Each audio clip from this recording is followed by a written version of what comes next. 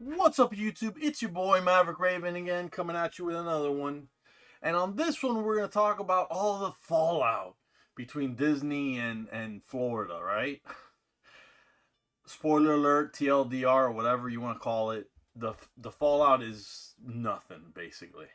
Disney reaches a settlement with DeSantis and the district board.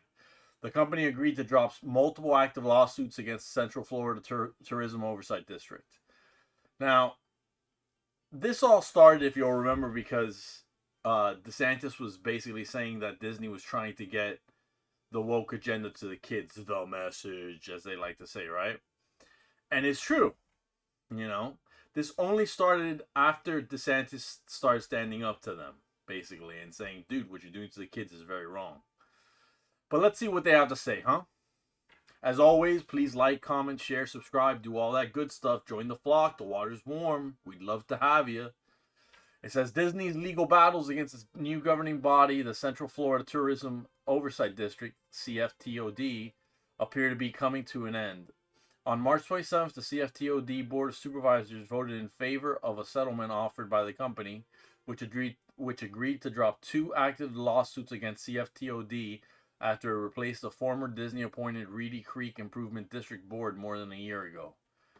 Oh boy, how many how many more times are I going to have to say CFTOD? Disney also agreed to concede that the 11th-hour development agreement they made with the Reedy Creek Improvement District in a final attempt to retain its autonomy was null, void, and unenforceable. Really? In exchange, among other concessions, CFTOD would drop its counterclaims against Disney. The district would recognize Disney's ownership of permits issued by the South Florida Water Management District, the Army Corps of Engineers, and the Florida Game and Fresh Water Commission, and would not impede on them and negotiate a development agreement. I'm very pleased by this development, said Vice Chair Charbel Barakat. You know, we, the Central Florida Tourism Oversight District, was created to bring public accountability and transparency to one of Florida's most important destinations. That's true. We're proud of the landmark work the district has done and look forward to what lies ahead. I think with this settlement, which is complete and significant. Okay, kind of weird. We are eager to work with Disney. I'm certainly eager to work with Disney and all other businesses to make the country's tourism destination famous for a second reason, which is good government. I'd like to thank publicly thank the district the district's general counsel for their Herculean efforts on this front as well as our outside counsel. I'm sorry, you guys. It's just sometimes they write stuff pretty badly, pretty poorly. The board voted unanimously. We are glad that Disney has dropped its lawsuits against the new Central Florida Tourism Oversight District and conceded that their last-minute development agreements are null, void, and unenforceable. Governor, Ron DeSantis' communications director Brian Griffin said, "No corporation should be its own government." That's true. Moving forward, we stand ready to work with Disney and the district to help promote economic growth, family-friendly tourism, and an accountable government in Central Florida. This fight began in February 2023 when Mr. DeSantis signed HB 9B into law, stripping the Mouse House of its self-appointed board of the then Reedy Creek Improvement District with the governor-appointed board of the Central Florida Tourism Oversight District. I just keep having to say that damn CFTOD. Man. But you guys can figure it out. I mean, basically no one wins, right? No one wins, essentially.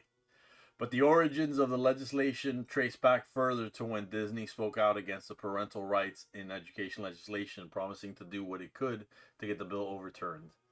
Yeah, you know what? That's true. That probably was like one of the last things that Disney did to just really piss off DeSantis. And DeSantis went on the warpath, dude. That short little guy can go on the warpath. Disney filed several lawsuits with the passing of HB 9B, one of which was filed in the Florida Northern District Court on April 26, 2023, against Mr. DeSantis in his official position as Florida's governor.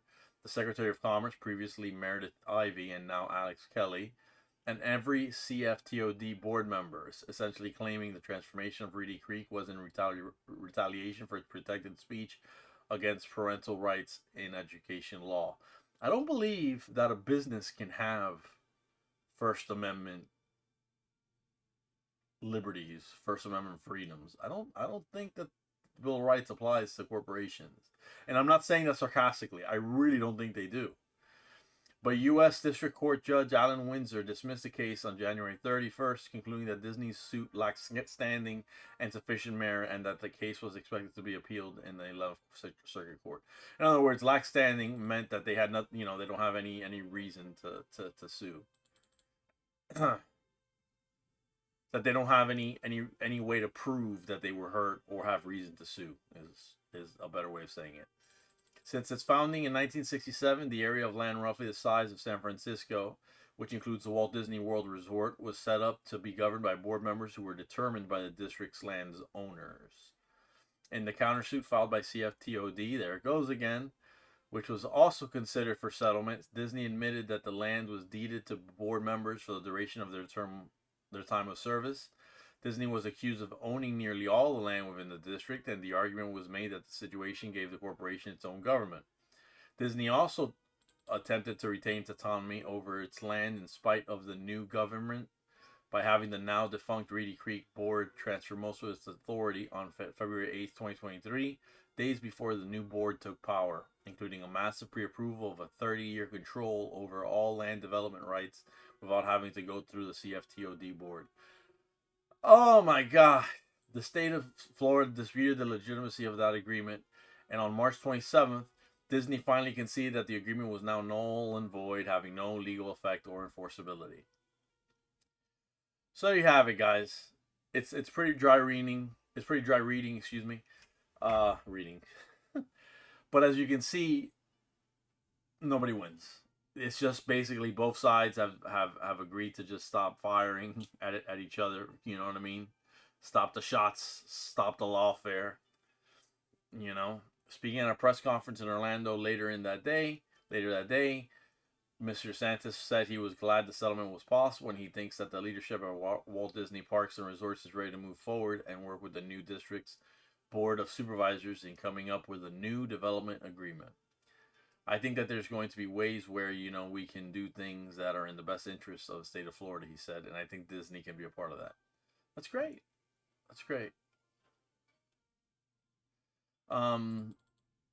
Oh, this is important. The governor's office described the state's action under Mr. DeSantis as having brought accountability and leveled the playing field for businesses in Central Florida, as well as affirmed the position that no corporation, even Disney, I should put, fuck the Disney, even Disney should be its own government. Because Disney thinks that they can play by their own rules, and basically they got a big old slap on the wrist saying, no, you can't do it, homie. You can't do it. So yeah. So that's it, you guys. That's all I got for right now, anyways. I think I got another video coming up. We'll see you then. For now, be safe, be good to each other, and stay based.